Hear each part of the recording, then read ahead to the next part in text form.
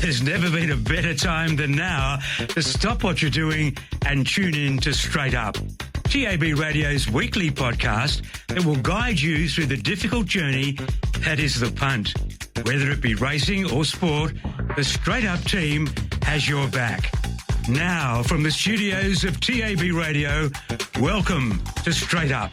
Yes, welcome along, Rylie Morgan. How are things? Good, Mart. How are you? Yeah, news that has just broken. Unfortunately, Geraldton races are off tomorrow. Yes, very disappointing. Very disappointing. There is a media release, which we will get to, regarding why that meeting has been postponed. We thought earlier this week that it was going to be abandoned anyway because of the original forecast. Yep. It was as hot as 44 degrees expected up there on Friday, but that's dropped significantly. So we were confident we were going to race, but no longer the case. Yes, due to condition of the track after an irrigation fault at the 450, and hoping to reschedule, but waiting for an inspection tomorrow and decide how bad it is. That is from Rawa. So we're trying to get hold of Rennie. Obviously, he's going to be extremely busy at the moment, but the invitation's there if he does get time to come on the program. Later on, of course, Mick McGuane kicks it off. Beginnett, he's in.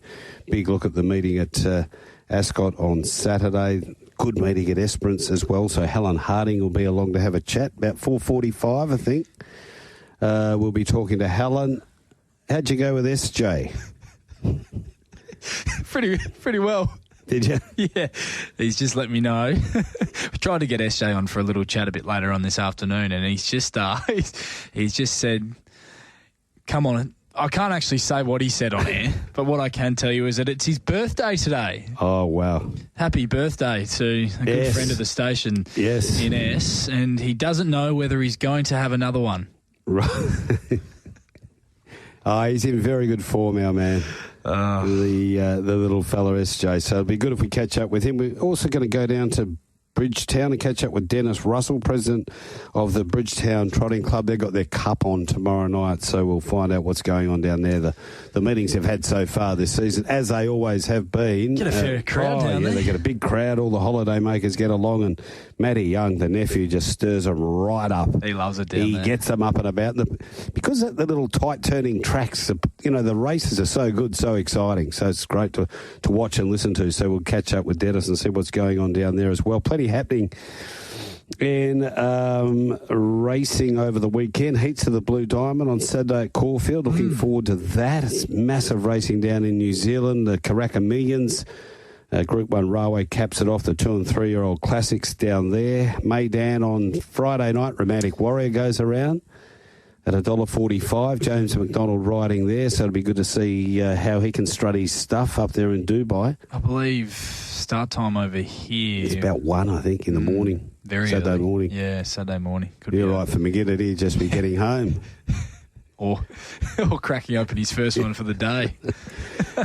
Pakenham race number 2. Now, this is to go in 11. 1 Defence Tycoon is 15. 2 Hard to Go Wrong is 750. 3 Just Landed 21. 4 Stairways 460. 5 is Star Rule is $7. Number 6 ZB9 26. 8 Gibraltar Tycoon 225 into $1.75. Janice is 151. Matters Most 21. Now get those texts in. We need your hand today because we're a bit short on content, but we will be taking chasing from Albion Park. They've got heats of the Group 1 up there. It'll come back to me soon, but we'll be taking from about race 2 on. There's 8 heats up there. Greyhound chasing from Albion Park this evening will be on Straight Up. Yeah, taking, obviously, we touched on the fact that the Blue Diamond previews for the 2-year-olds over in Melbourne are taking place this weekend, Marty, but yes, our 2-year-olds that we've seen thus far this season here in WA, none have really not yet jumped out of the ground, have they? I think we're still just waiting for maybe a couple to really perk up the interest of Paul's was looking the goods and went Shinsaw, Jordan's. Then the horse who won that race sort of rocketed. I can't remember. You're going to have to help me. Do I Feel Lucky is what is the horse a number of good judges are suggesting is the top seed heading towards that Magic Millions at the moment from what we've seen on race day. And we did see a few very sharp 400-metre jump outs at the trials on Monday from a few babies from the Luke Fernie stable who aren't in this weekend, but you'd anticipate that we will be seeing those horses, or at least a couple of them, at the races over the next few weeks, because you do need some prize money to your name if you are to try and get a start in that Magic Millions 2-year-old race. So, Lukey had a very frustrating day out there at Ascot on Saturday, but he won the first here today, the early start of Pinjarra. Favourite Songs winning for Jade McNaught. We'll run through these winners there today. A lot of people may have missed it. It was breakfast betting at its best at Pinjarra. Favourite Songs for Peter Morley's Bellis Racing. There's just no stopping the big man at the moment, is there? He was at his top with an interview there post-race with Scotty. Scotty seemed to be one out. I don't know. Where was his offsider? Where was Robin? I think... Or Batman. I get those two mixed up a bit. I think Tina must have forgotten to wake him up this morning. Oh, stop it. He's past that stage, isn't he? I don't know. Second event was... You'd have to ask her, Mart. Second event... event... might have to get her on the show. I took a bit of mirth out of the second race of the program because... Lou Luciani trained this Machino horse prize Recruit to win, and old Cobb took me back to Saturday night at Dion's. There was Louis, Cobb and Roy. I got very confused. I think everyone did as well. It was a lot of humour throughout the evening, but they seem to have a very good relationship, Darren and Louis, at the moment. He was quite happy. Billy Biggs, who he was there front and square on Saturday night, part owners of Prize Recruit, and also Trevor Nisbet, one of the owners. Good to see. Nizzy, there you go. Nice win, actually. Got a bit of time for Prize Recruit.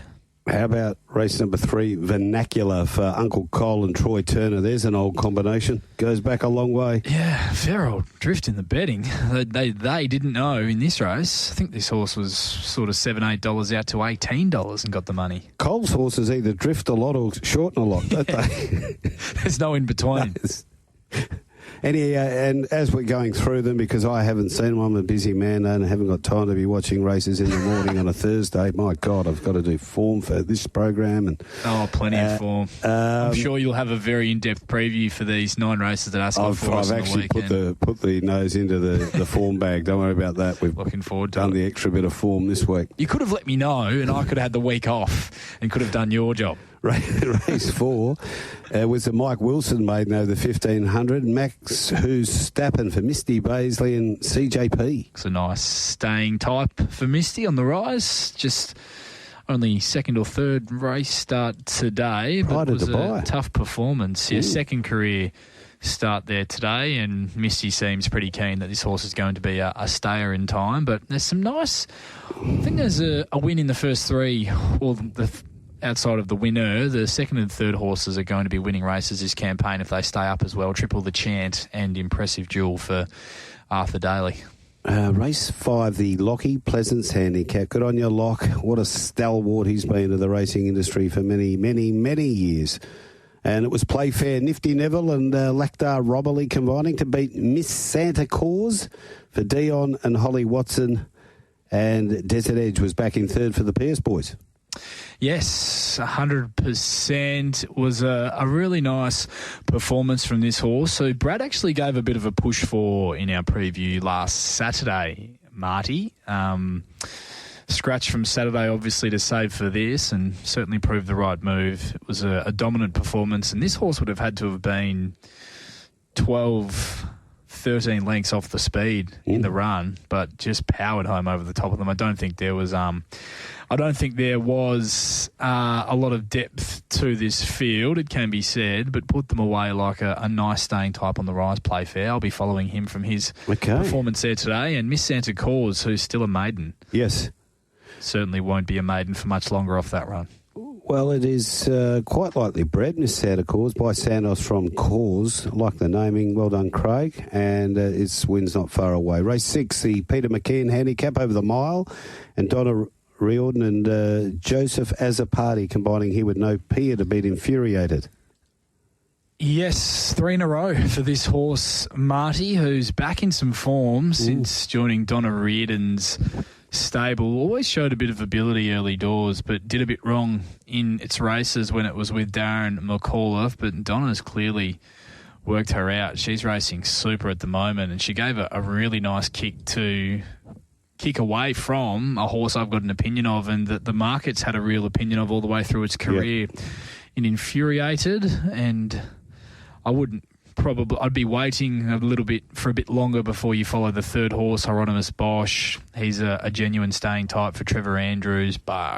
He's a genuine staying type for Trevor Andrews, who will appreciate getting up in trip and up in fitness with each run as well. But no Pierre. Real surprise packet this campaign. They've done a great job. I don't think Rachel's here, the producer, yet as well. She's only logged on at 3:30. That's why.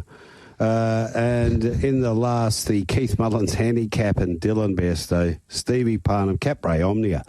It's been gagging, hasn't it, to win a race? Certainly has. Been racing very well without winning this campaign, Marty. I'm not sure anyone could argue that wasn't a deserved result for Dylan and Mark with TABradio Omnia. You go back to May of last year, and this horse raced down the straight and was just about as good a thing beaten as you'll ever see on that occasion. Marty should have won that race by panels, so clearly it wasn't going to be an issue for him in terms of whether he was able to handle the straight racing there this afternoon, and he just got the better of a horse made in Mexico who raced well, and they ran some quick time.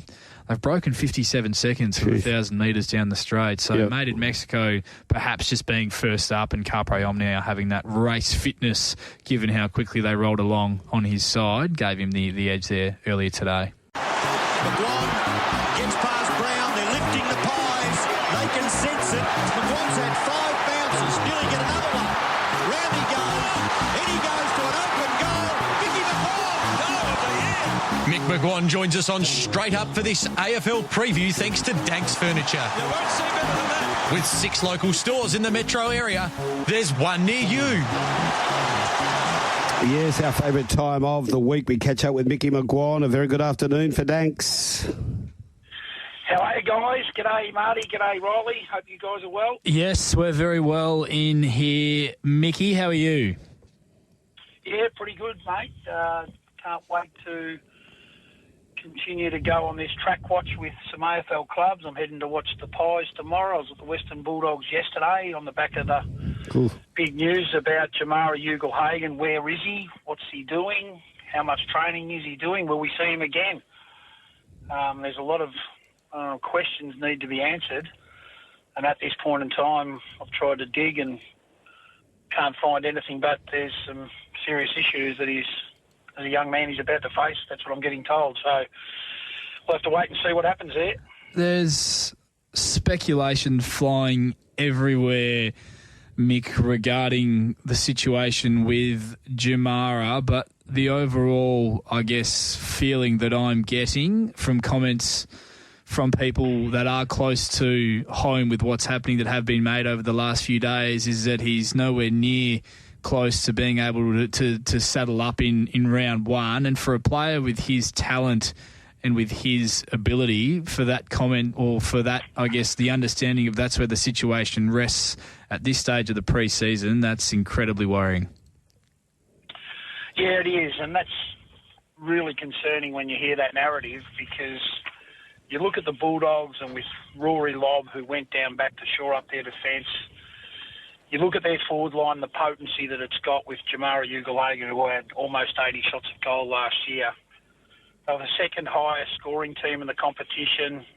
He working with Sam Darcy, who I think is going to monster games of footy this year with his athleticism, his ability to mark the footy and go back and convert opportunity. And then if you've got a healthy Aaron Norton to complement those two, if they're all out there, they're a formidable forward line, even though at times there's a debate. They look like they're a bit tall. But, geez, they're a weapon if they certainly get those three players up and going and understanding each other's forward space. And then you can push in Marcus Bontempelli at various stages to add another strength to that artillery. They've got a dangerous forward line. But the Ugle-Hagan situation is really interesting. It's certainly the topic of strong conversation here in Victoria. There is talk and rumours going around what he's been up to. It doesn't sound good, if you believe them. And the Bulldogs have obviously put out a press release yesterday to say that he's, more or less a monitored training schedule. Now, how much of that is he doing? Either supervised or unsupervised. It's just not the ideal preparation going in. I'm really intrigued. He's always had a pretty strong profile, Mick. Sorry to interrupt you there. Off the field, and for players that we know that have, I guess, had that off-field profile and almost star power that he's got, you do tread that fine line at times of allowing that to impact your football and what you are able to portray or produce on field as well, don't you? Yeah, absolutely. And I've always been a really strong believer in you become a byproduct of your preparation when it comes to high performance. And let's face it, the AFL landscape is an industry full of high-performance athletes. And if you waver by 10 or 15%, you come back to the pack pretty quick. And if there's any element of he's not doing the work, he has to earn the respect back of his teammates. Correct. Let's face it, I love strong leadership, and I respond to that. But I also know most people in the footy industry respond to being told in no uncertain ways where they stand. That's honest conversation. They're men conversations you have to have. And Marcus Bontempelli, he won't suffer fools. If Jamarra Ugle-Hagan doesn't want to conform to team standards and expectations, a captain of Marcus Bontempelli's ilk, he won't be disappointed if he doesn't come back and play. Because what's the point of bringing him into the environment that's going to compromise the standards of other young boys in that environment? So I love that. Bailey Smith's no longer there. Would Marcus Bontempelli had a say in that? Possibly.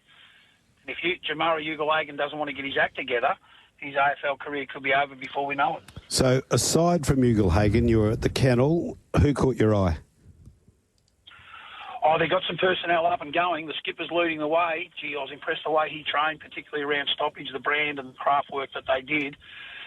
Tom Liberatore's covering the ground really well. I was impressed of his work rate. Didn't seem to have any concerns with the head trauma that he had last year, and obviously he's only one knock away from that being a bit of a concern. But Riley Sanders, a young player who played 14 or 15 games last year, he was really covering the ground. He looks like he's lightened off from his dominant TAC Cup year. Waitman was on the sidelines. Adam Treloar was on the sidelines. I thought watching Tim English cover the ground, he looked as athletic as he's ever been.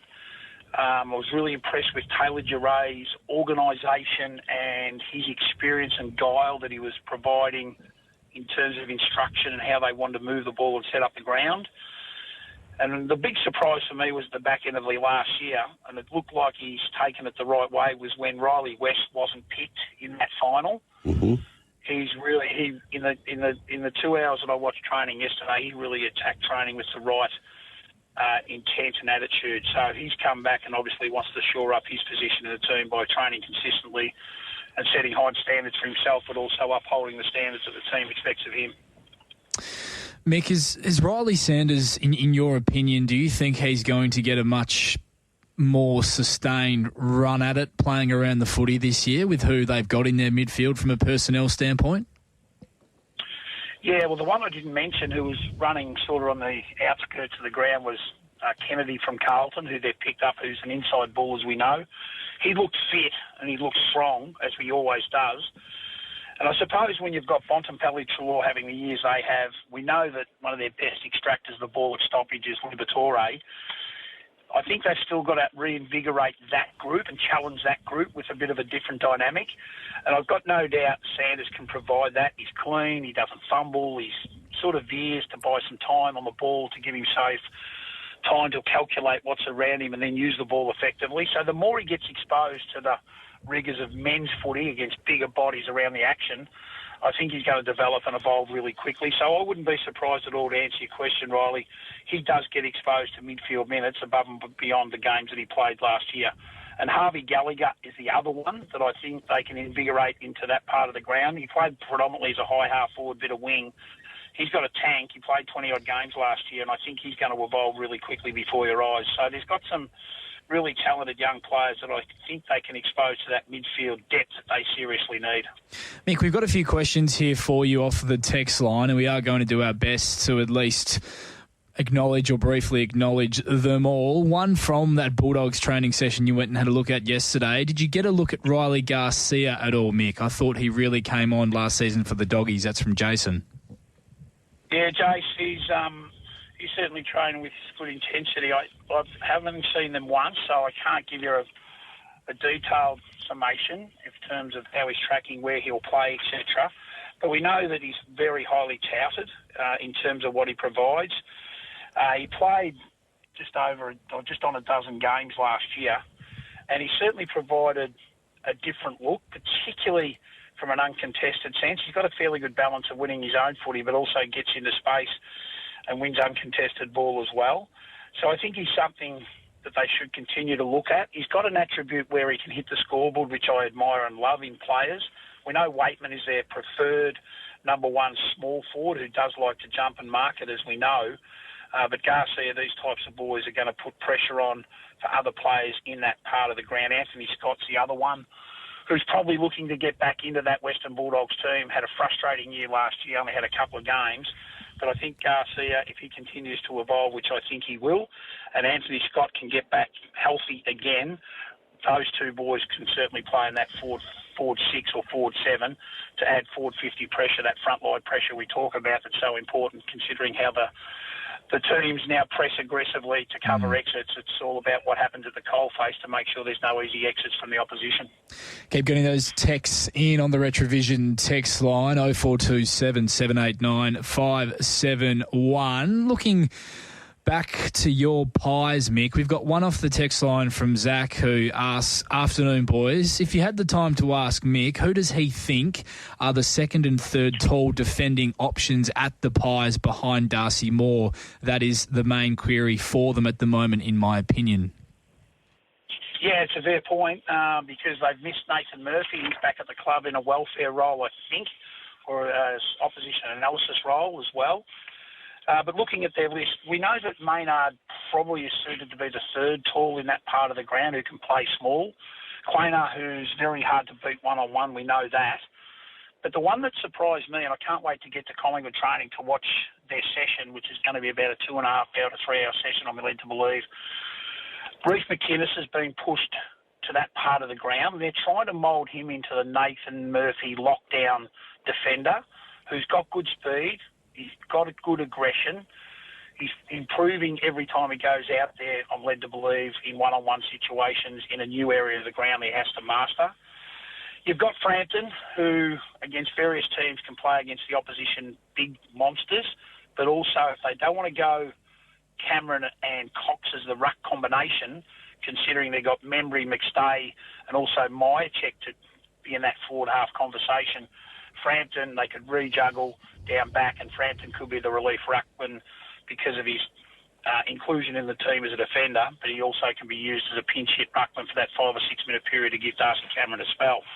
So I think they'd be looking at those types of players to play tall. Hoskin Elliott gives them a bit of versatility behind the ball, and then you've got obviously Jeremy Howe, who continue to put pressure on for those incumbents in the team, and obviously is a huge part of their leadership campaign. And the other one that they're trying to put a lot of time and effort into to develop into that area. I didn't like what I saw initially. I thought he got better as he got on with more games played, was Charlie Dean. He only played 8 games last year, but he was a young player that I thought was going to continue to evolve, and with another summer under his belt, with some strong messaging from the coaching staff, this is the standard we've got to get you to if you want to play AFL footy. These are the tricks of the trade you've got to adopt, and they've got some good coaches and they've got some on-field leaders that can help his journey for sure.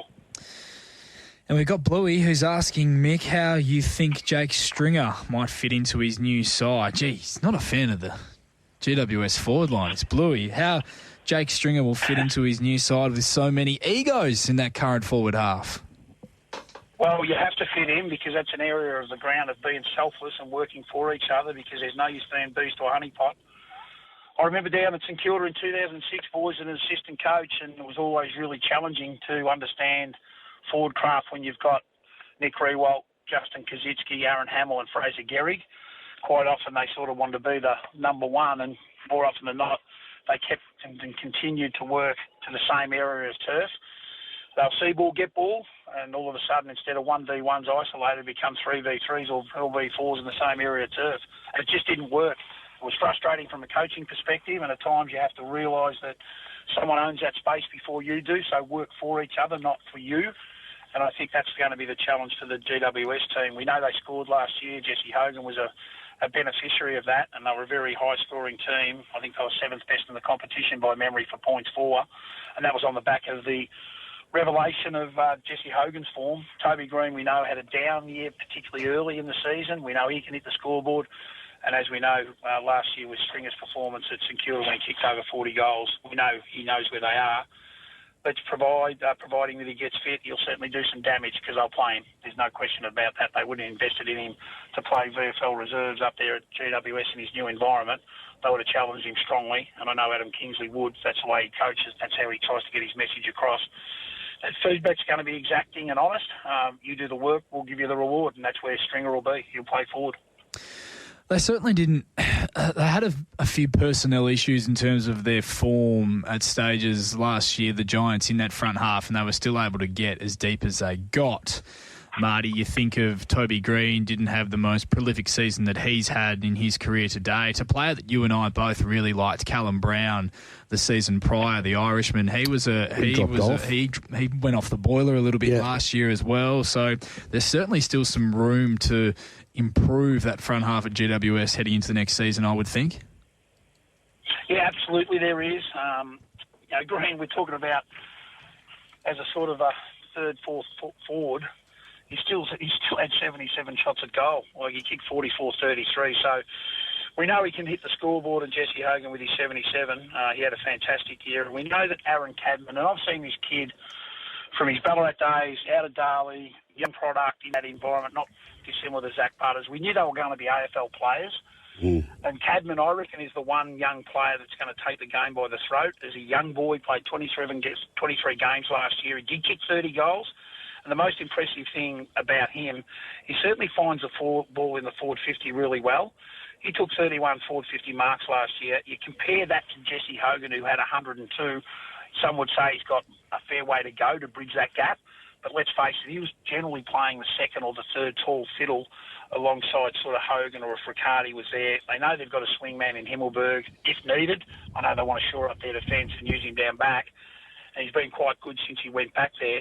But I think young Aaron Cadman is another one that can add to their scoring power and put pressure on some other players who are looking for spots in that area.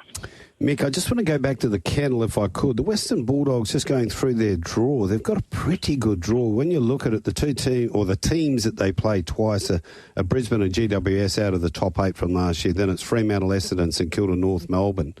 But it's not always about who you play twice. It's about when you play them and where you play them. And looking at their draw, they can get away to a really good start. They could their first block of 2-4s, their first 8 games, they could easily be 6 and 8. Yeah, it's a great point you make, Marty. And this discussion about the poor equality of the draw is always on people's debate, on their tongues to debate. Yep.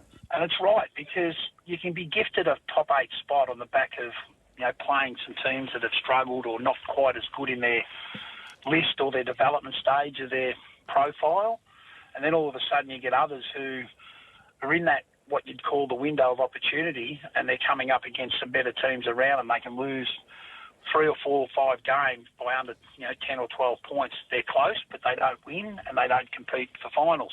Whereas other teams, like you mentioned, if they got the good draw on their side, they can muster up wins that maybe they wouldn't have got against a better team. So it can be a little bit misleading. But at the end of the day, it is what it is. They've got a number of games to get right. And irrespective of who you play and where you play them, you just got to bank 4 points. And if you do bank 4 points, you'll qualify. And that's what the Western Bulldogs will be doing. Otherwise, the pressure will be coming on Luke Beveridge. There's a lot of people in the media over here are probably craving for the story, and that being the Western Bulldogs struggle early.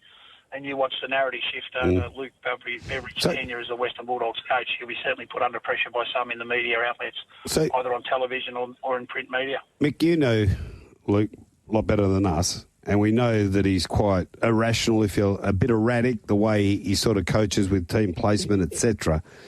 But that pressure that is set to boil over onto him if they don't get it right, will that affect him at all? Do you think he'll just pull back a little bit and say, I might just be a bit normal for a bit and just see if we can bank those wins so I don't get that pressure? Or will he just continue on the way he normally coaches? He'll continue on. He's pretty strong in his views, Luke. Yep. He'll just button down behind the four walls, and he will continue to do what he thinks is right for that team that he's got. I get frustrated watching the Bulldogs personally because I think they try to be too trickery by half at times, and that leads to frustration, a little bit of player discontent. And I've had some strong conversations with folks that have played at the Bulldogs who want to come back to local footy, and you have a chat about their story or their journey. How was the relationship with certain players and coaches? And the feedback you get without people throwing other people directly under the bus, they certainly talk about, oh, well, I was just a little bit frustrated because I played 1 week, thought I had a good game. The feedback was I was, but then I was out of the team in 7 days' time. And that can lead to a bit of a lack of self-belief or belonging in the team, which always frustrates a player from a player's standpoint. And I think when the other one is their best 22, is it ever on the field? You see some players in the VFL and you say, gee, why isn't Marty Young in that team? He's deserved his right to be in that team, but he's still playing VFL and he's good point you make. 35. So that frustration is really disappointing. Good about you being in the team? Yeah. But that's where I'm coming from. And I know Jackson McRae and Caleb Daniel, they were really frustrated last year because I've always seemed to believe that as much as you're asking for role play, you've just got to still try to get the players where they play their best footy. And Lee Matthews taught me that many years ago. In terms of pure simplicity, just play the players where they play their best footy and work from there. And Jackson McRae, by pushed out to a wing or playing a high half forward, he's a stoppage player. I'm intrigued where Ross Lyon's going to play him.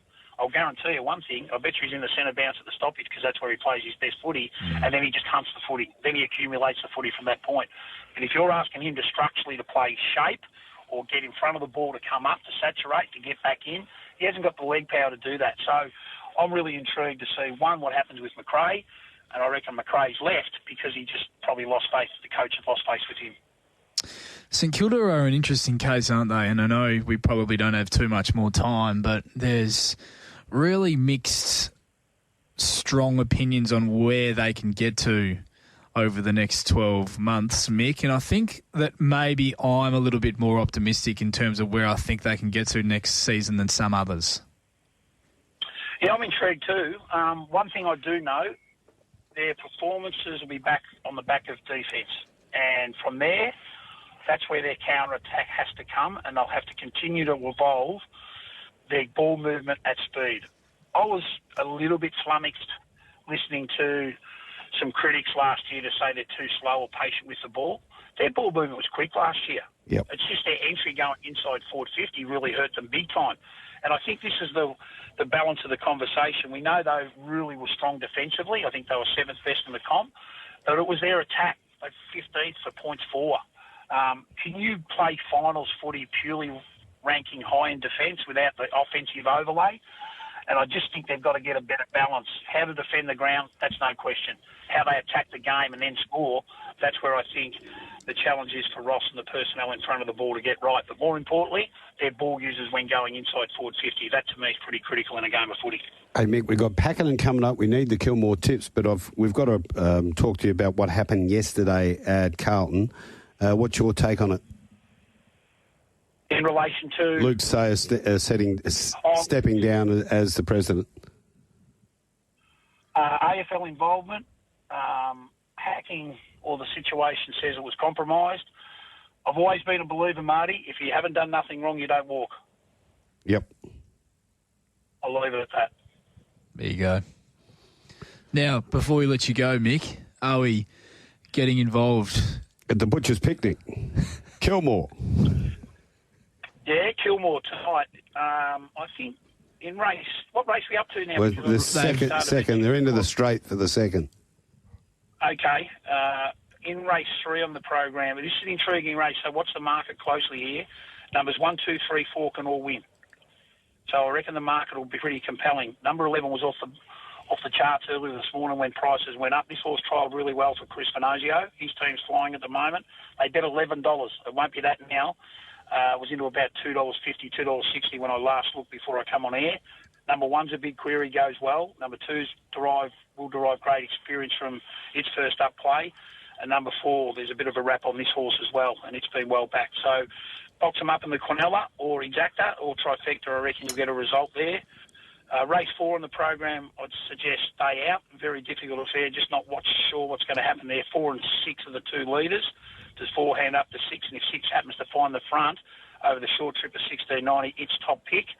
Race 5 in the program, it's a trot race. I think there's only 3 chances there. 4's top pick, but 2 short for mine, a bit of a non-winner. 6 is going well, and 7's flying. And race 6, I reckon there's a play here. Race 6, number 2, I reckon around $11. Give Dave a wave with Greg Sugars. It'll get shorter. I've got no doubt they'll come for it late because of the overs that it is. 6 is the best horse, $1.85, but not interested there. And the other value play is number 8, Credulous for your Quinellas and Trifectas. And in race 7 on the program, boys, I think we can have something each way. On number 6 at good odds, Blue Ocean, it's around $15. Just something small. I think that might be a bit of a play in the last race. Leave me out. I think there's too many convictions with these horses. Some are racing okay, but too short in the marketplace. And I'm specifically talking here about number 7, Rock and Luna, is $1.50, and also number 2, Watch Over Us at $2.60. The value play there might be number 5 at $34 if those are interested at $5 each way. A good roughie.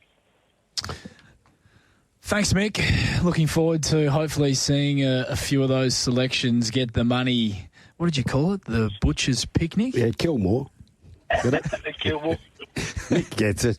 Hey, Mick, you're here for Dankz Furniture. I know you'll be going out to Collingwood. I think the young guy's having a run tomorrow, isn't he? With the A-League? Yeah. He's been asked to come down and have a full day session tomorrow and do 3 days next week. Wednesday, Thursday, Friday. Good. We just got out of the Vic Metro camp over here, so he's pretty tired at the moment, but that's what it's about, coming up and turning up every time you're asked to train. So it'll be a good experience for him tomorrow. Well done. All the best. Take care, boys. There he goes, Mick McGuane for Dankz Furniture. The comfort of home, Mart. The comfort of home. Thanks to Clayton and Michael and the team at Dankz for sponsoring that segment, getting Mickey McGuane on each and every Thursday to open the batting on Straight Up, and he is a beauty. Yeah, they have got 6 locations: Osborne Park, Joondalup, Willetton, Port Kennedy, Midland, Mandurah, and where our man McKinney loves to shop. He is a Willetton man. Gets out there to Dankz Furniture.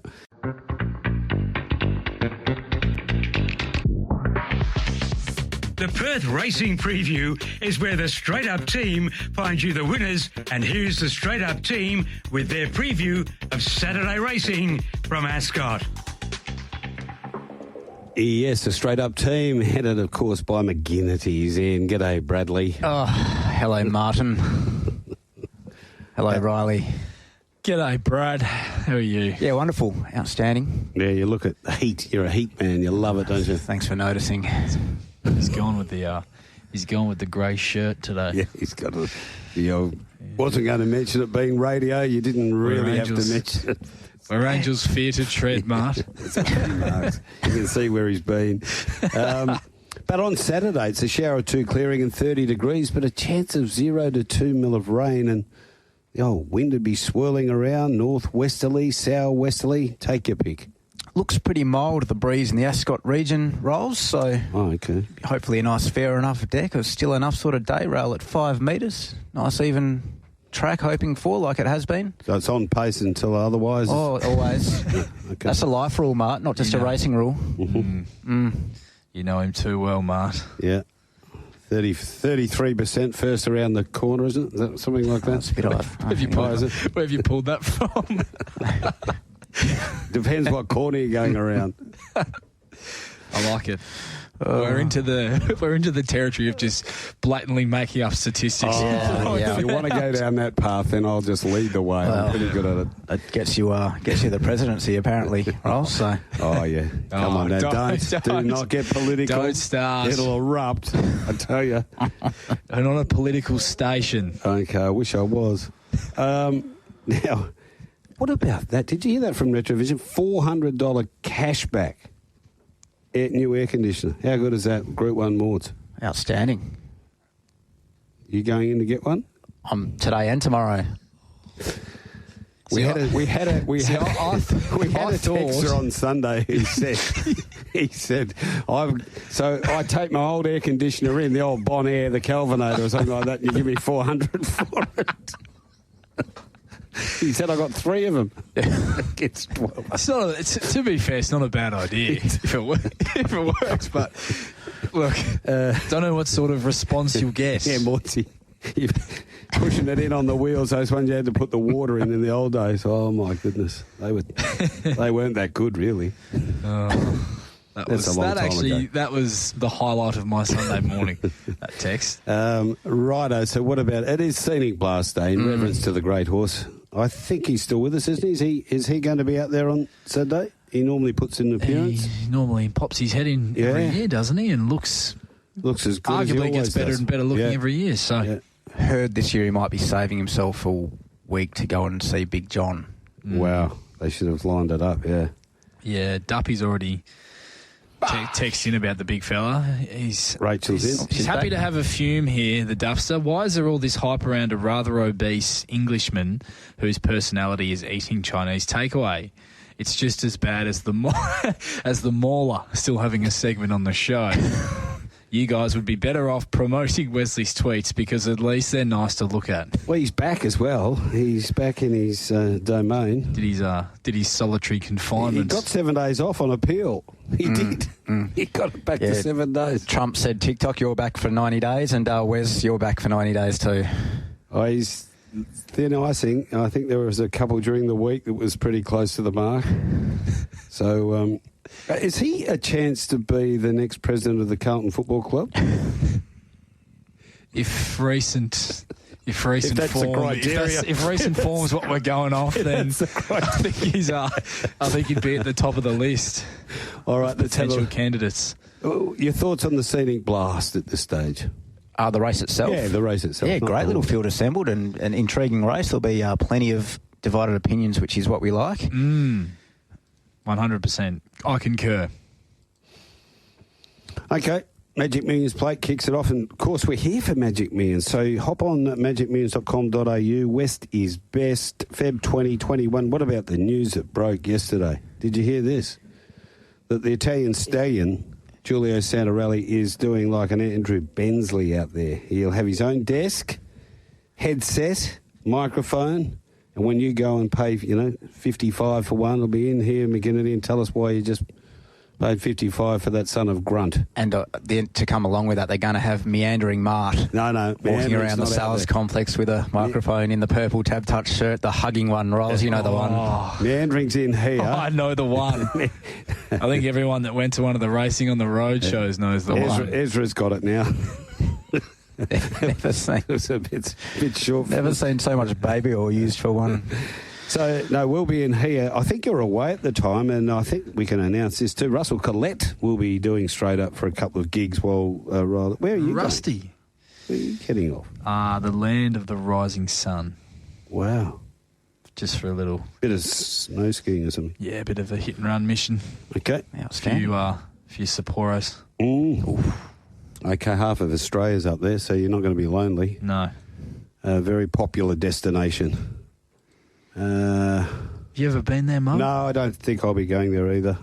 Too cold. It's not on the travel itinerary for me. I reckon they've got some vending machines that would appeal to you, Mart. I'll leave that to them, mate. Okay. The Magic Millions plate for the 2-year-olds, 1,000 metres. Time to go 1:04. Let's have a look what McGinnity's been up to.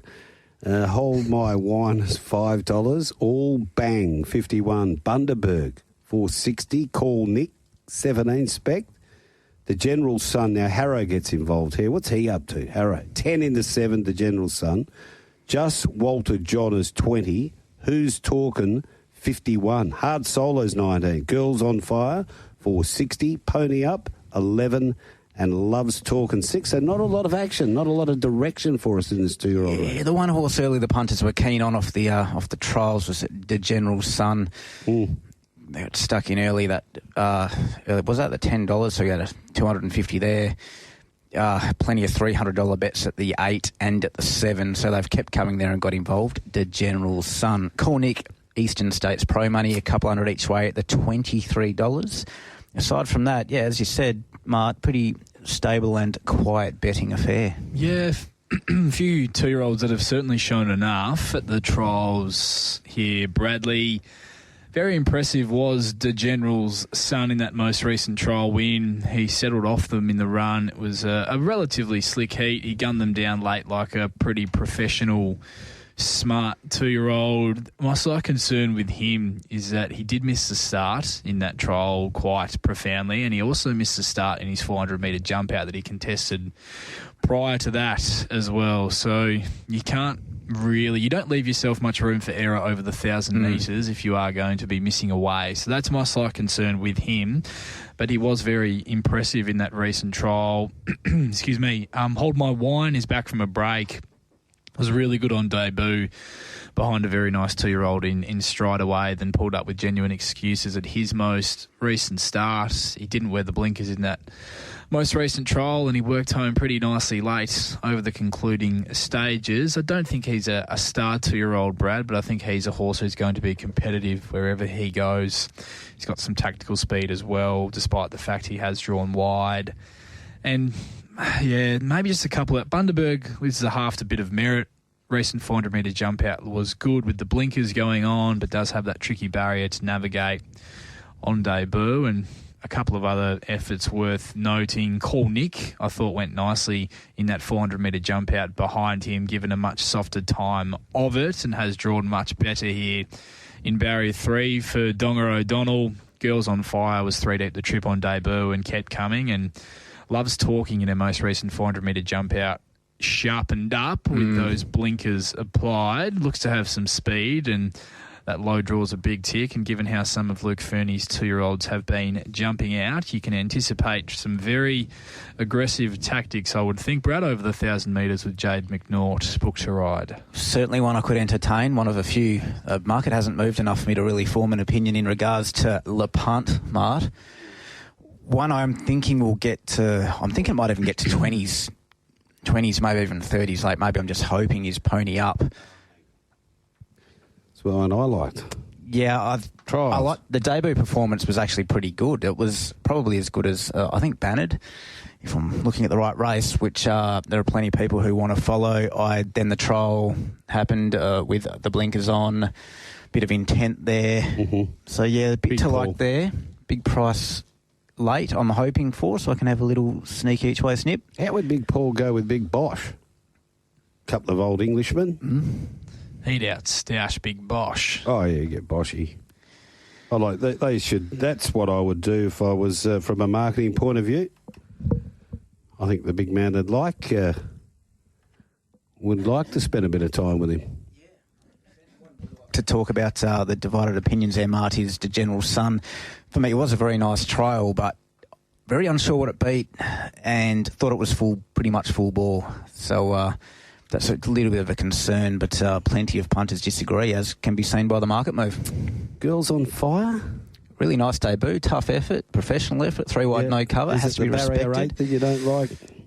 Yeah, I mean, you know, you're against the map makers, Mark, which is fair enough because it goes out the window generally once they leave the gates, but it does look tough to find a spot for the horse, although we've already seen it do it tough and put in a nice, tough effort.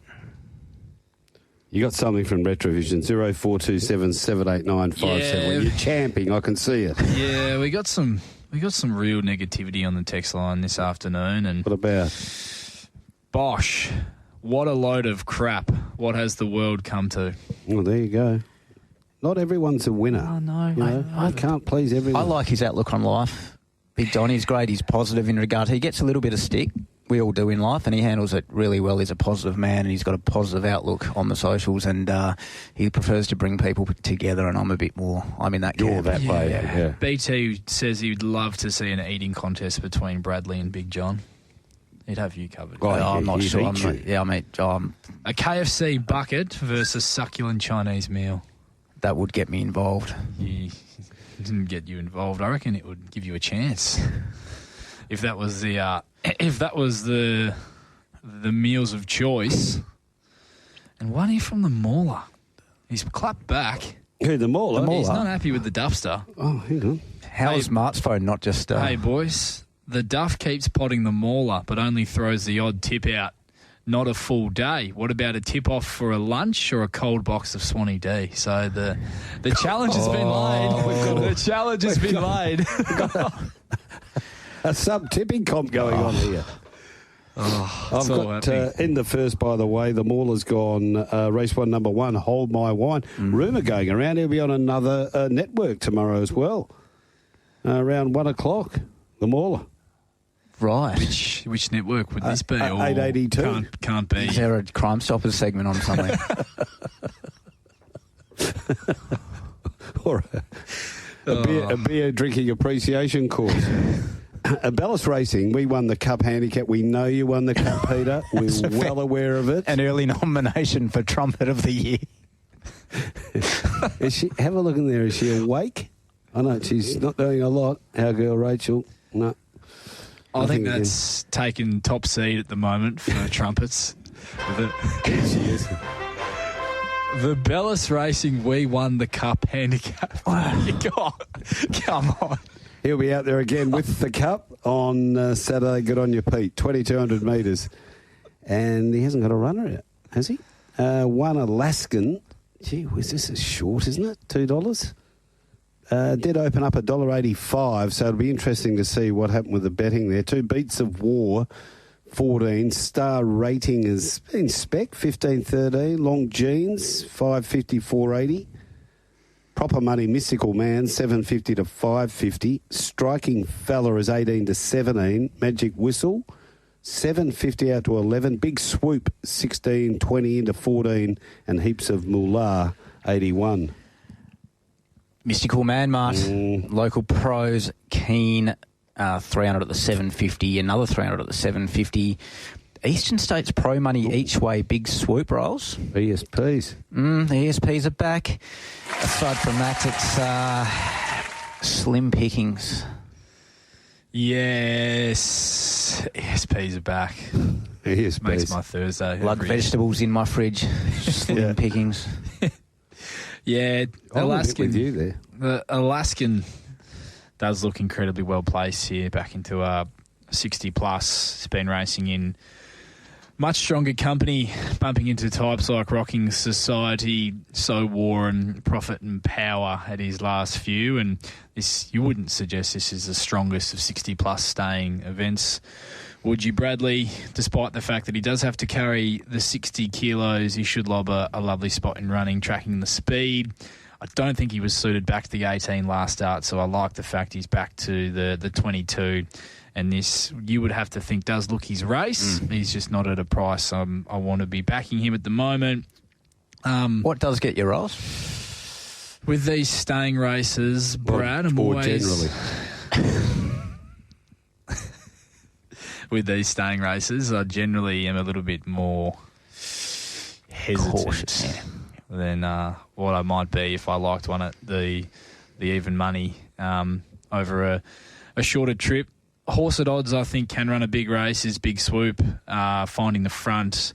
He's back in form off his last start, second behind Catch These Hands at Albany in what was a fast run, 1,900 metres that he took care of on that occasion. I think if he can get away with a bit in front, then he'll really get them rolling into the corner and take some catching with that 5 kilo pull on the top weight. And Mystical Man, I'd love to see this horse win a race. He just continues to attack the line, but he does always set himself a bit of a task with his racing pattern as well. Yeah, that non-noir.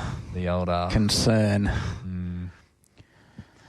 We didn't get a look at our non-noir of the week last week. They each found another way to get beaten. Yes, correct. Another striking cracking time. We didn't get and they'll subscribe in another week and see what the next edition brings. More pain to come. As this market does settle, the one I can look at on the bounce, maybe from more of a place perspective, I'd still like a bit of better price and sort of mid-twos, but Magic Whistle, I really liked its run last week. Going well, this prep. Yeah. And can put in a nice on-pace performance here, I think, in a race that seems to have a little bit of a tail to it. But yeah, he'd want to jump a bit better than he did last week. Yeah, for sure. But he's got probably might, I reckon, a bit more room and a bit more time than muster here. I'm hoping. Not that it's going to probably get me unless it drifts a little bit more the place there, Mart. Anything from you? Arena Sabalenka. She's into $1.29, not too far off, commencing this match against Paula Badoza at $3.55. Also, Mick at Kilmore, don't forget, this race he went 1, 2, 3 and 4. Now, what he said backed in from $11 is $2.50. The 3, they've had a good go at that. Jeepers. It's into $2.20 now, Clayton's the Perfume. So they're starting to score up there, get your bets on there. And at Pakenham, they're in the mounting yard for race number 4. It's due to go in 8 minutes, so we'll get another race done before we take you to Pakenham. But just updating enough. Bricks, 41. Persavator is 101. Bruckheim is 550. 4 Good Lordy Me, 34. 5 No Strings Attached, 245. Blake Shin, if you don't mind. 7 Stewart, 126. 8 Lady Potato Head, $4.80. 9 Lord's Princess, 71. 10 Stella by Starlight, 126. 11 The Secret, $9. Damien Lane. And 12 Time to Backer, 460 into 370. And that race is due to go in 7. And we didn't do divs, I think, Pakenham race 3. Did we clear them? We might have, Mart, but it's really testing my memory. Leave that to me. 6847 Via St. Jamie Mott, 230, 120. Spicy Margs, $2. A Hidden Treasure, 190. Quinella, 670. Exacta, 1140. Trifecta, 4630. First 4, 684, 795, 80, 8 and 6 are double 510, 1, 3 and 9 out. Mystical Man would be my little Maddie in that race, but the odds have gone now, well and truly. On to race number 3 at Ascot on Saturday. This is the Tab Touch West Speed Platinum Handicap over the 1,500 metres. Time to go at 2:29. And 1 Outspoken Lad, $8. 2 Forever Dreaming, 10 into 8. 3 Old Patron, $5. 4 Miss Vasari, $4.40. 5 Sessions Peak, 14. 6 Success Play, 5. 8.50 back to 7.50. 7 Red Tory, 5 to 4.20. How Pretty's 20. He's Archie, 41 to 16. A little speck and hula hoops, $41. The long-range meerkat there, Mart. Oh, it's a long-range. Long-range, big-priced meerkat. Rosette meerkat. The bit of money in this race. Well spread, too, so we like to see that. Red Tory, local pro, pretty interested there early, 550 at the $5. Szechuan's Peak, Mart. 300 each way at the $14. Success Play, 500 at the $8.50. Yeah, I get that. He's Archie, 400 places at the $6. Well played. You certainly cannot have that again. El Patron, that money comes every start. 460, 480, 440, 460, 480. A little bit of Miss Vasari money there. Might be a little bit more of that to come later too, Rolls. Booked into Grunt, they tell me. Already made the booking. Miss Vasari when she retires. Is that right? Only stands for 25, I think it was. Grunt. Doing a not bad job. It's stud. Ashtray stuff. Yeah. Long way to fly him for a date. Yeah, I'm a bit, I need to be careful what I say here, given last time I tipped against Miss Vasari. She referred to the race as a weak field, and she's got up, and they had the pitchforks out for me. Some of the other owners. And that was just in the group chat. Yes, exactly right. But no, she's a genuine winning chance here. I think, Brad, as you mentioned, that it's not the strongest of races from in terms of it's got a tail to it. I think she beat home El Patron comfortably last start, who's subsequently gone on and won that race. Why Me didn't exactly frank that form last weekend. She was the beneficiary of a 10 out of 10 Chris Parnham ride last start, I will say that, and where she gets to in the run here might be a little bit more of a concern than it was there, but then again, she's racing like the 1,500 metres won't be too much of an issue for her. And Red Tory, what do you do with her? She's becoming a little bit costly now.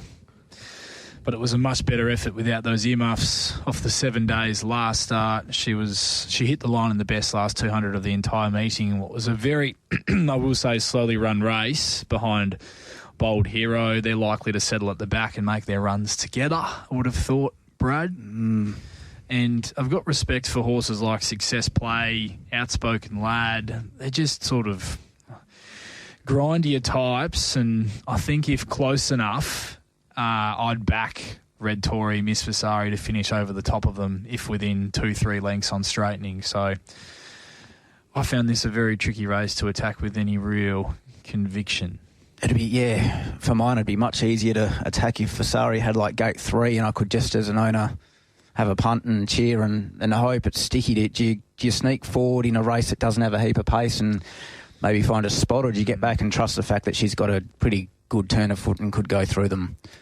And she's just a bit... And she's also, I think, just a bit more genuine than some of these. Yeah, I think, seems to be this prep, yeah. So do you declare a conflict of interest and get someone else to do the marketing? Yeah, we get other people to price as well. Yes. So basically I'll still be the main source, but if there are people, especially if there are people that are shorter about that horse than I am, that's when I've got to change the market. But more often than not, I'm too biased and I have the horse I've got to share in too short anyway. So, but Success Play is the one I want to back here. Yeah, I really liked its return. I liked its trial. I'm a fan of its body of work in general roles. And it did sneak out to sort of $9.50, $10, and I think it's a chance to get back there.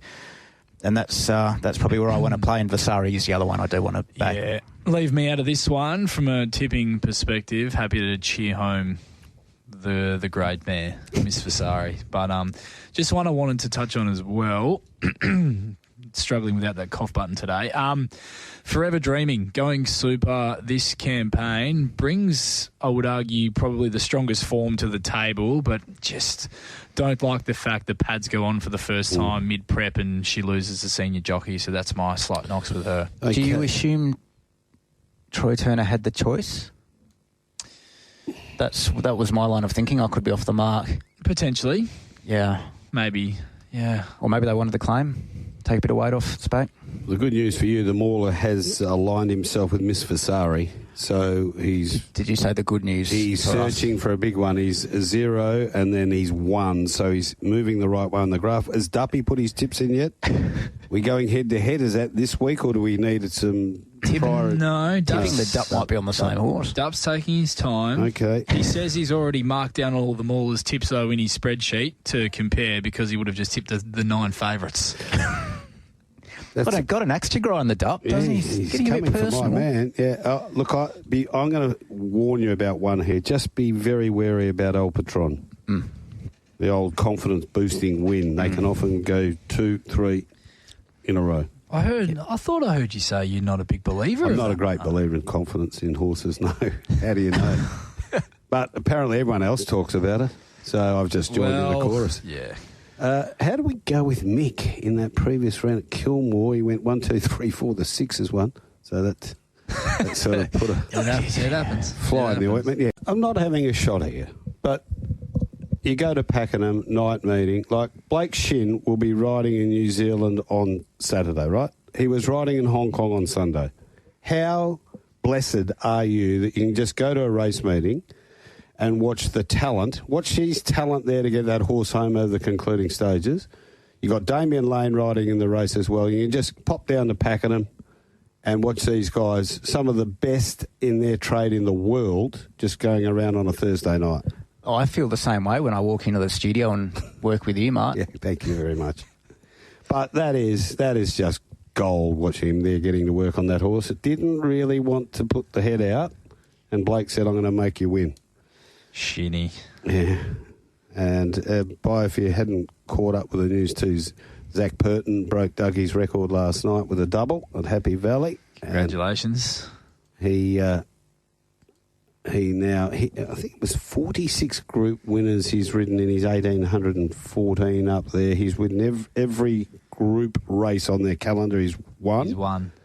And 7 titles in that period. Oh, wow. 2007, we saw a video montage earlier on. 2007 is when he rode his first.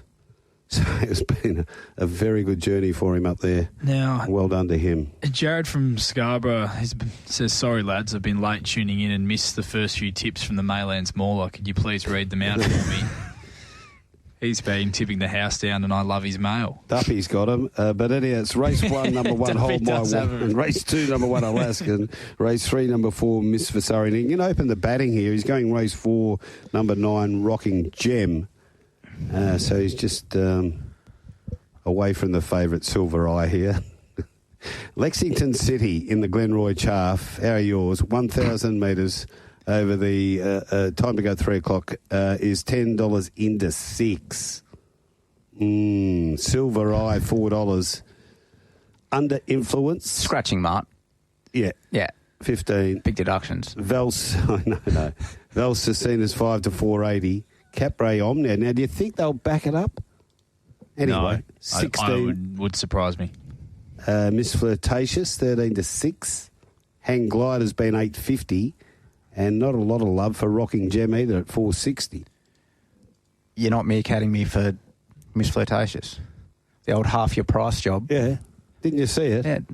It was the corner of the eye. It was the invisible meerkat. Yeah. Too busy holding your gaze after the Lexington meerkat. So, Capray Omnia, a couple of hundred each way at the $11. Val Cecina, 400 places at the $1.80. Miss Flirtatious. So it's the Eastern States pros that are keen here, Mark. Miss Flirtatious. The ESPs. Yeah. 300. Yeah, thanks. 300. Lexington's more Eastern States pro money. How's theirs? No? No, it's all right. Okay. Oh, she's out getting a coffee. Okay. A little bit of specking, hang glider, 2 rolls. I get that. Yeah. Now, we have one off the text line, and I'm not sure if this was legitimate or perhaps a slip of the tongue on our show on Sunday, Marty, but apparently it was read out in the Big Bets segment that someone last weekend had 15,000 on Lexington City at $5.50, or did the decimal point just jump 3 spots? How can someone get set to win 67,500? In the last 10 minutes for a race, you'd be surprised what you can get on for. Okay. Because I actually can't remember Mark reading that out on the weekend, but does that ring a bell? That sort of... There you the last 10 minutes for a race, you'd be surprised once those markets are settled, you'd be surprised what you can get on for. Yeah. There you go. Good question. And then the latest text that's come through, Marty has been acting a bit like Tony Jones of late. Oh, no. Wouldn't go that far. It's a bit hurtful, isn't it? That's a bit tough. Maybe it was your stoush with poor old Sebby yesterday. Sebby's come out all guns blazing on me yesterday. I told him I wasn't feeling well, and I think he smelled a bit of blood in the water and said, right, I'm attacking Mart. I've got a chance here. Oh. Gee, didn't that blow up? Anyway. I heard stories. It was good fun. I think I lost the count 60-40 on the Retrovision text line. They were with Seb because they don't like Novak. Our listeners. Dubby was one of them. Duppy. He's a Novak hater. Anyway, let's move on because we've got guests to get to. Well, it's funny 4. if you can text in on that Retrovision text line. We tried to catch up with David Harrison a little bit later on in the program, and he's probably with SJ. Well, if you can tell me where Harrow is currently hydrating, we might be able to throw a little Tab Touch voucher in for you. But he's just keeping the fluids up somewhere. He'd be with S. It's S's birthday. Oh, the race meeting was over 17 hours ago. So yes, exactly early start. I like these early starts. Right. All right. For Glenroy Chaff. The first time they've waited until after race 4 to have a beer, and it was still 10:30. Tricky race, this one, Brad. There's no shortage of winning chances here for mine. I thought the trial of Silver Eye was very impressive. Good starting point for him with the setup he gets a gun run off what looks a pretty strong speed. Put together a super campaign through the winter, and the manner in which he trialled Brad, getting back on top of the ground, won't be an issue for him. They don't trial much better leading into a run on resumption, so I've got plenty of respect for Silver Eye from that sense. I think Lexington City is going to be a lot better suited back to the 1,000 metres if Alex Hearn can hold the front with him. He just had to do far too much work last week, and they just went too hard over the 1,100 metres. So I think he can be a big improver. I'm going to give a good push for one at big odds. Currently the rank outsider of the field, Brad in Under Influence, who backs up off the 7 days, never got a crack at them last weekend. I think he's a horse who's better suited back to the 1,000 metres as well, and he is a horse that does need to get one swift crack at them with the kind of horse that he is. But I just thought, looking at this field from a speed perspective, you've got Lexington City, you've got Miss Flirtatious, Hang Glider will want to push forward and hold a spot, Rocking Gem knows one way. There's a fair bit of speed in this race, and I thought that maybe if they chopped at each other a bit more than what might be ideal for a couple of them, it would set it up for a horse like an Under Influence who we know will get back and charge home late in what's a relatively small field off that 7-day spin, which he's been a previous winner on the quick backup in his career as well. So I just thought that at the price for a horse I think's a genuine winning chance in the race, $15, you don't need to have a lot on to find out. Yeah, I like it. I didn't want to bet it. I thought I'd end up finding Hang Glider or a horse like that in this sort of race, one that's probably going to settle just handy, just off the pace. But with the $5 Silver Eye around the traps, and that's probably going to be my major bet, and maybe even a little leveler with the $5.50 Valsicina around the traps. Those horses are going to be just off the speed. I think they are, and get that suck run, suck ping. Yeah, that crack at them at the right time. Just that scratching does change things a little bit, and if Capra Omnia came out as well, then all of a sudden maybe a race where we thought they'd go pretty fast, all of a sudden might be a bit steadier, but still they'll be handy enough, those two horses. So main bet Silver Eye. Pakenham race 4, 5, 12, 3, 1, no strings attached. Blake Shin, $2.04. It's out of a Neville Parnham horse, that horse. It's out of Come On Over by War Chant. That winner, no strings attached. Time to Backer 230, Bruckheimer 260, Quinella 510, Exacta 1010, Trifecta 2890. First 4, 5, 12, 3, 1, 193, 10, 6, 5, double 660. And the early quad 5, 8, 6, 5, 422.80. Number 6 was out. Santa Express. Pakenham race 5 to go in 16 over the 12. 2 Il Cubo 7, 3 Apparatus 440. 5 Electric Bell 550, 6 Gracie's Reign 275, Hollywood Ace 9, Boom Bang 71, 12 Jenny the Jet 460. Albion Park race number 2, the Greys, kicks in with the Gold Cup heats over the 710, 1 Mia Magnifico 350, 2 Val Policella 275, Aces Chance the 4-7, 5 First Pick 26, 7 Acala Ola is $15, and 8 Groove Bird at $2.75. So you're up to date there. We're on to race number 5 here at Ascot on Saturday. The Tab Touch. Have you got the touch plate?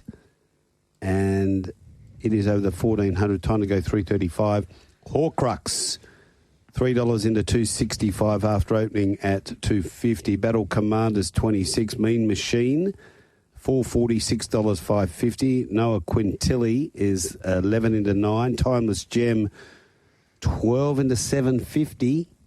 Rockin' the Jam, $23. Precious God is 7. Choo Shoe is 26. And Deal Her In is $6.50 to $5.50 for the great Peter Morley. And it seems like there's a few in that camp that are very interested in this horse running a monster race on Saturday, Mart. Plenty of bets there, Deal Her In. And an Eastern States Pro's got involved there as well. So 400, 300, a number of $250 and $200 bets there, Deal Her In. Plenty of activity there. Eastern States Pro, Money Precious God. And our local sharpies are pretty keen. Timeless Gem to run a nice race with a nice large $1,000 at the 320 place bet there. Noah Quintilli, a couple of hundred each way at the $11. So a reasonable spread of money.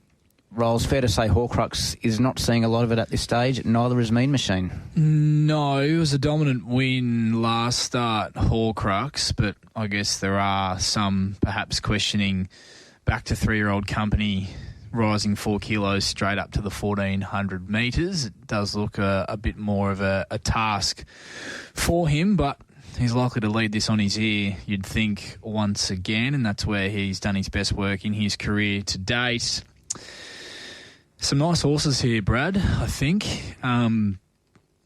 Timeless Gem, I thought, was a really good run first up into third behind Supernatural, and I'm just loving that form at the moment, that Supernatural schmoove mover, promising, who we saw absolutely donkey lick them at Ascot yesterday. I just think those are three nice 3-year-olds that are going to be winning more races, and that's form that I'm happy to be following, especially off a run as good as Timeless Gems was first up at 1,200 metres. I thought Brad Parnham could just slide forward into a positive position here, either breezing or one out, one back with him. And the way he hit the line late, I thought he'd be suited stepping up to the 1,400 metres this time around from a nice position in running. So each way about Timeless Gem will get me for a bet here in race number 5, but big X-Factor runner is down the bottom there and Deal Her In. That was some win on debut at Pinjarra. Scintillating. And full respect to Rockin' the Jam. I think, pretty sure they were in the same race, weren't they? And Rockin' the Jam was some sort of run itself. So worth watching there. Sorry to steal your thunder there, Mark, because I'm pretty sure you're about to declare that. Mean Machine, $6 each way. Is that going to end up leaders back? Rolls, Mean Machine?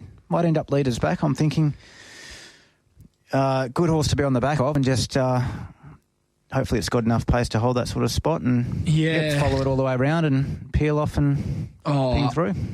I think he's more than capable of turning the tables up to what you would think would be a more ideal distance for him than it would be for Horcrux, with that little weight swing that he gets as well. Very respecting of Mean Machine, and also have to be respecting of Noah Quintilly's turn of foot that was on display in that win last start. I think... Well tipped, Rolls? Yeah, I think most punters are probably suggesting that this race is a bit deeper than the race she was able to win last start, and whether she's looking for a bit further than the 1,400 metres already. But there look a few handy types who are likely to settle around her here that McGrady can follow into the race. This is a really interesting race on the program out there on the weekend. I'm looking forward to seeing how a few of these go in this sort of company, particularly Deal Her In off that maiden win at Pinjarra. Yeah, plenty of talent. Yeah, sure is. Race number 6 on the program, which is the first leg of the quaddie, the Peters Investments Handicap.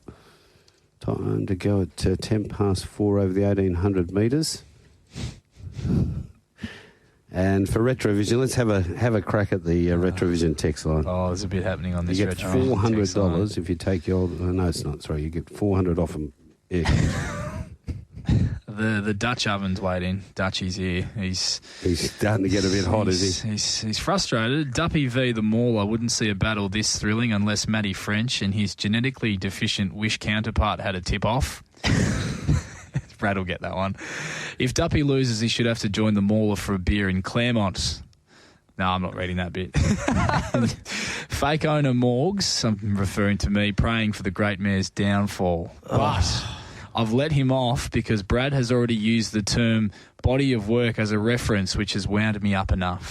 So I'm getting let off the hook thanks to you, Bradley. So thanks very much. Thanks, Dutchy. The Dutchman. Right. Profit and power to Jimmy. A very good afternoon, 2:30. Chinese dentist. Duppy sent the full A set in as well for the weekend. So gee, it's on then. It's on. It's on. This Saturday. It's on. What about the winner has to have a photo with our mate Bosch or something like that? He gets a photo. Yeah, we'll work on it. Here for checks. What's happened there? 18 into 12, no scratchings. Brave Contenders been spec'd into 34. It's funny how they have races where there's money for a lot of horses and then other races like there's not. You notice that? Opinions game, I suppose. Yeah. Catch These Hands 7, Bad Wolf 20, Blazing Kazars 51, Little Speck, Bold Hero 330 to 280, 51 Divine Mercy, Icebergs is 15 into 12, and Ocean Zara's 21 after Mark. Profit and Power, 500 at the $2.30. You can have that again, Lock. Bold Hero. What price is it? Bold Hero, 2,500 places at the $1.34. You might need to have it again after not waking up for work today. Can't believe that. Gee, and a $600 win component at the $3.20 there at Bold Hero. Icebergs at the $15. Well punted rolls. And more snipping away there, just rank and file stuff. Profit and Power.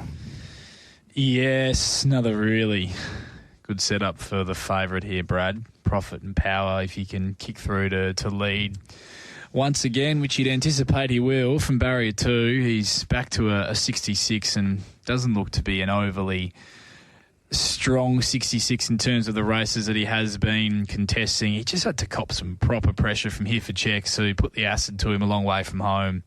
Last start was able to shake him off and had So War with that soft run up along the inside, just grab him over the concluding stages. He's just a super tough horse, continues to front up and run super tough races every week. And I think the horse with the most upside in this field is likely to settle a long way off him in running in Bold Hero from the barrier that he's drawn. He's drawn widest in the 10-horse field. I think that gives Profit and Power the advantage here.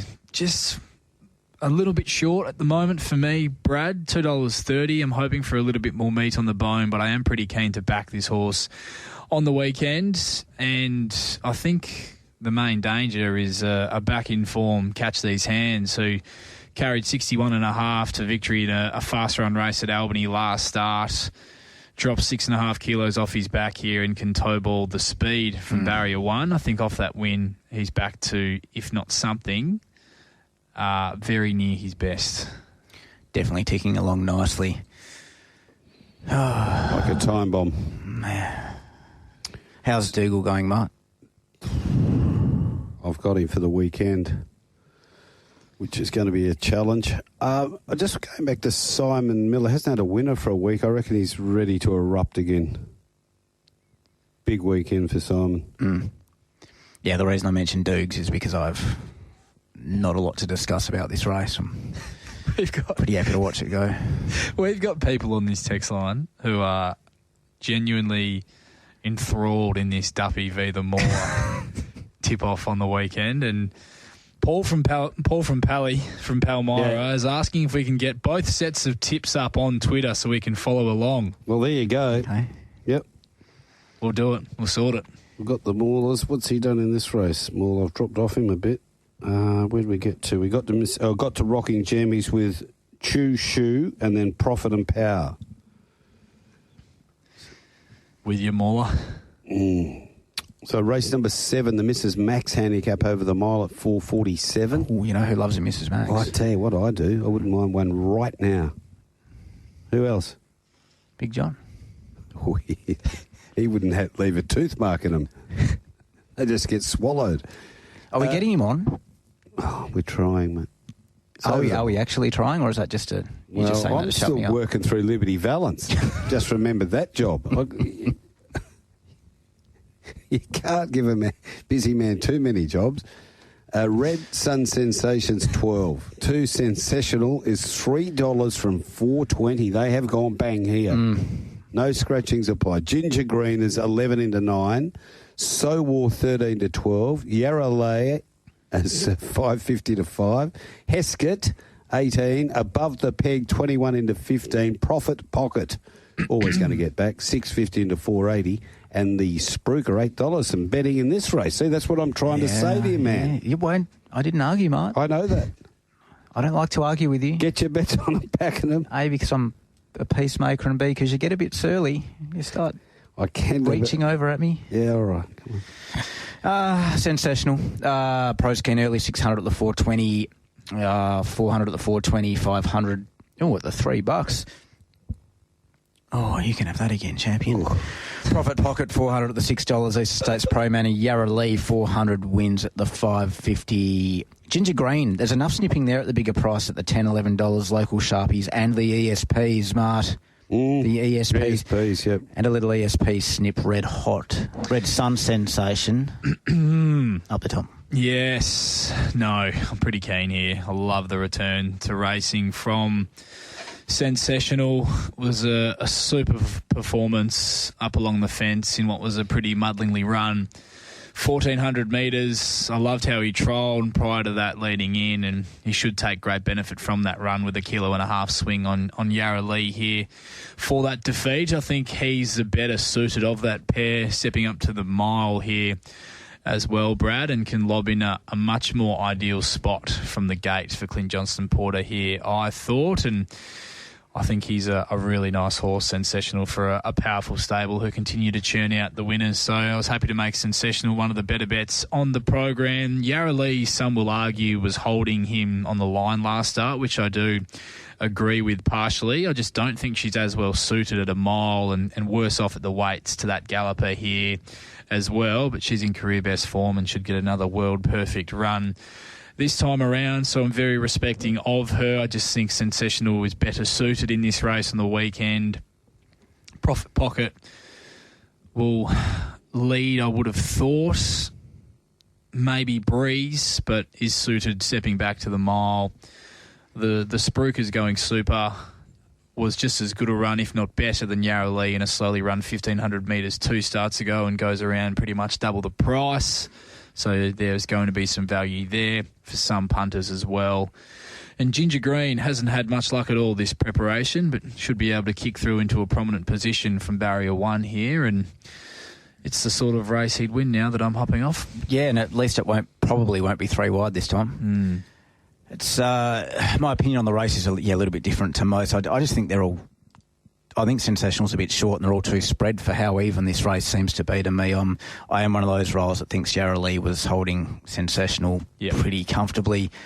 So I think that gap in pricing is a little bit big, and while it is a mile, you were talking about Profit Pocket maybe leading, so we're not sure how fast they're going to go. It might be a bit of a crawl.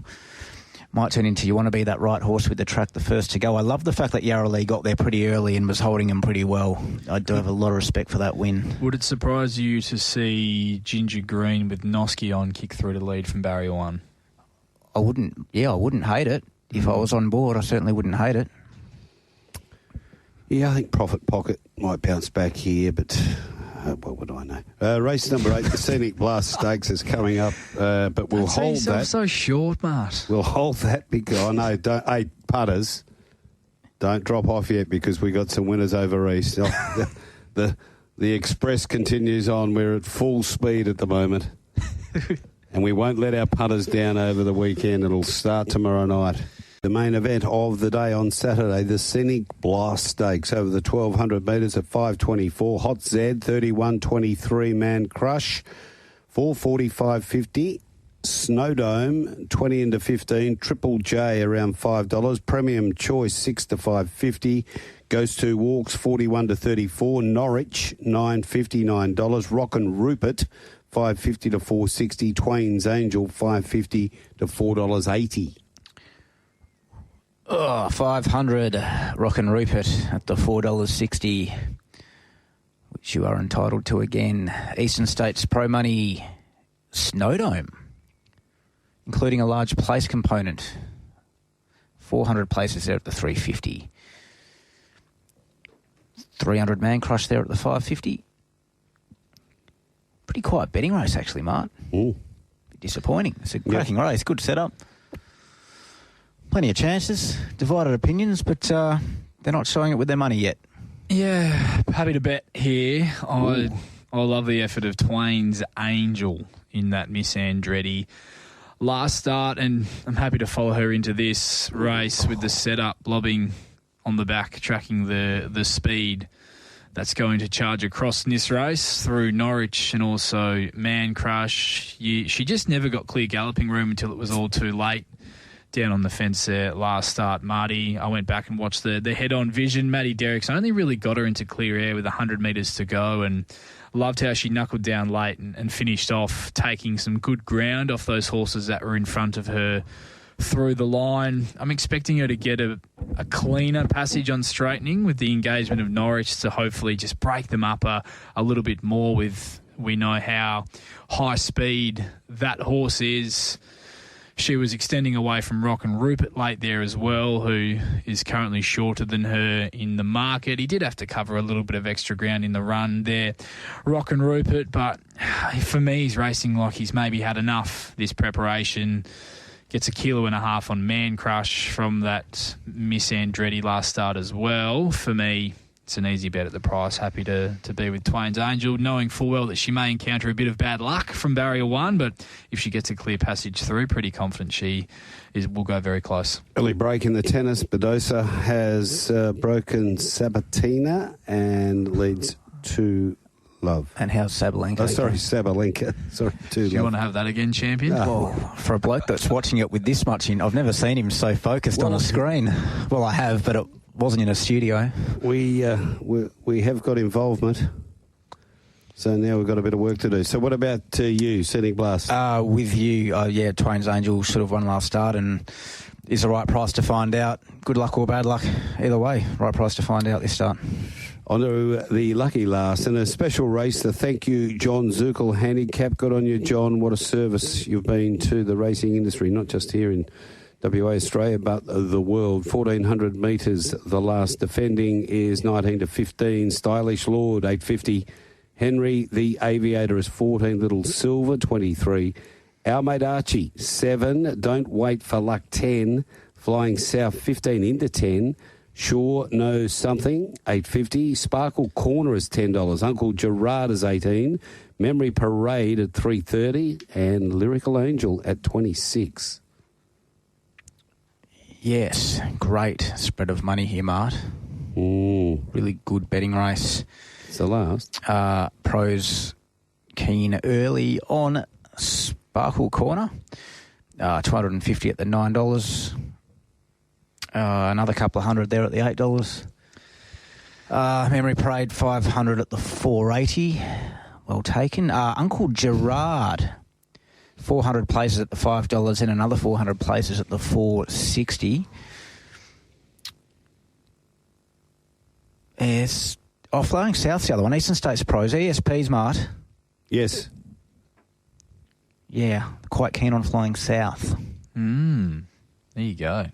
This is a great little opinions type race, isn't it? Yeah, a little intriguing contest to round out the program. Bradley, Memory Parade's on the quick backup from last weekend when I made her my best on the program. It was just a very messy watch for those who were with Memory Parade last week. She just got chopped out at a vital stage in a race where they didn't get along at any great tempo, and she had her momentum halted when she needed to be building the revs and winding up into the contest. She doesn't do herself any favours with how she jumps. She can take a stride or two to muster and get into her work, which does mean that she has found herself back in the field at times, but this is a field where more than half of this field are traditionally horses that settle in the back half of the field. So I'm hoping from barrier 4 that Chris Parnham can get her into a much more positive position than she was in last week off that 7-day spin. I love the step up to the 1,400 metres with her off that quick backup. I think it looks a really nice setup for her, given she ticked the box with the trial, the first up run over the 1,000 metres, and then was luckless last week. So contrary to what I usually do, Mart, I'm sticking. Oh, well, you got to. Sticking with Memory Parade off the backup, and happy to have a back and slap as well. I'm going to have and then you're going to punt?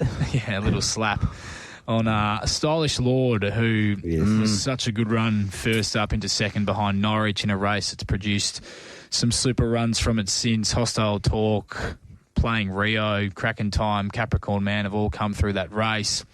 Wasn't suited at all, stepping back in distance second up to the 1,100 metres. Lands on the back of the speed here, up to a much more suitable 1,400 metres from barrier 1. Really likeable setup for him for a versatile horse as well. So happy to back and save in the last, gentleman. Certainly a bit more to this race than just that, but I'm a bit worried about where our mate Archie and how far back he gets from that barrier. I do think he's a horse that's going to measure up in Saturday company. Flying South is a horse that doesn't have much tactical speed, could end up in a tricky spot from that inside draw. Sparkle Corner might have to do a bit of work to get across them from barrier 12, but I'm respecting of the time figures that he's been running and how he's been going in Geraldton as well. But yeah, there's a bit of depth to this race, but I do think that it sets up nicely for Memory Parade and Stylish Lord at their prices. Happy to back and save. Just one for your multis. Throw in, or not your multis, your novelties. Lyrical Angel, third, fourth box. Maybe even throw it in the win box and get something out of it. Love it. Yeah. Could make a case for the majority of these. So it's very hard for me to pick one out. I agree with what you said about Memory Parade rolls, which is why I have it a touch bigger and why we lay it early. It puts itself in trouble sometimes. It can miss kicks. It doesn't really ping sometimes, but it's a bit more of a grinder. And as much as the barrier looks good, it could end up back here in that back half of the field. So I agree with your Stylish Lords going well. Henry the Aviator, that horse is low flying. See what I did there, Mart? Very good. Yeah, our mate Archie, very progressive. Don't wait for luck. You only have to forgive one run and go back and you'd make a huge case for it. Flying South, progressive. Sure Know Something was a forgive last start. Horses flying. Sparkle Corners set the data alight at Jarrow. Pros are keen. Uncle Jared could turn up on its day, get the right sort of run, that suck ping run, and jam it all up us. Memory Parade's Memory Parade. And yeah, as you said, Lyrical Angel, huge chance as well if the right Lyrical Angel comes to the races. So yeah, good luck with your quaddie selections, partners. Petter from Morley says, if Sparkle Corner doesn't run top 3, then I'll stop texting in. When's the last time you saw a $3.30 place moral?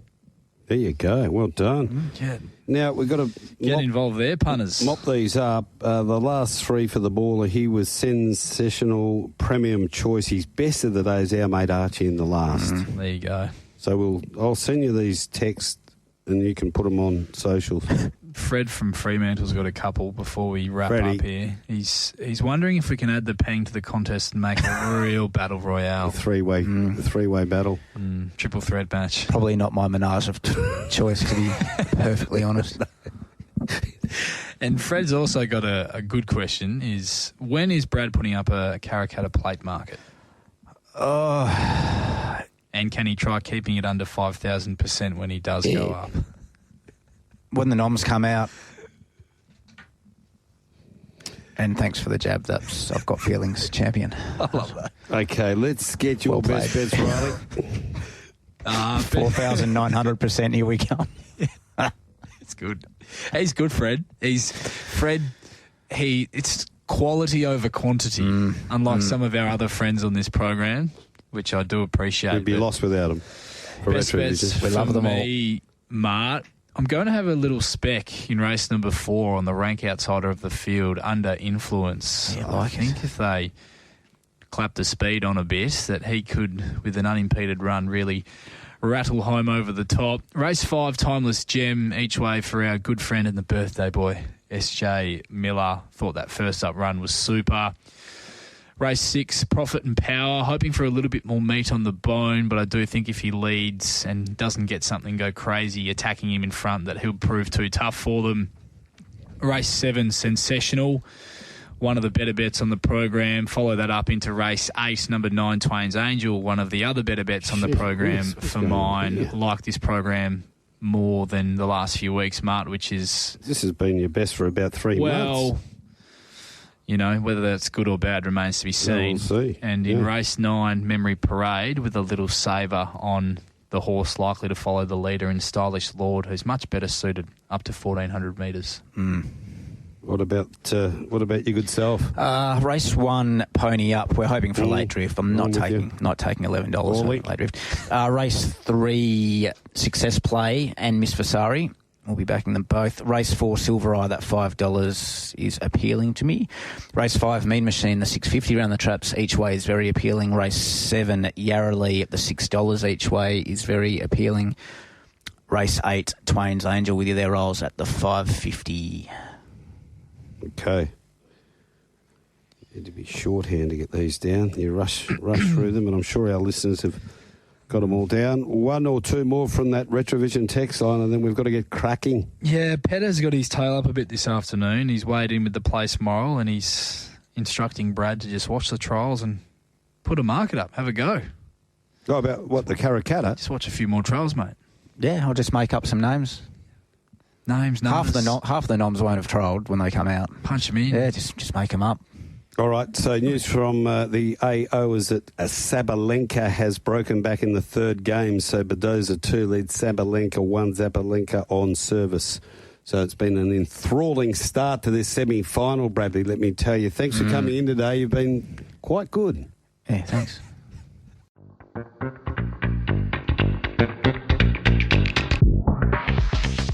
We hope you enjoyed another stimulating episode of Straight Up. All betting markets supplied by Tab Touch. All care, no responsibility went into the production of today's podcast.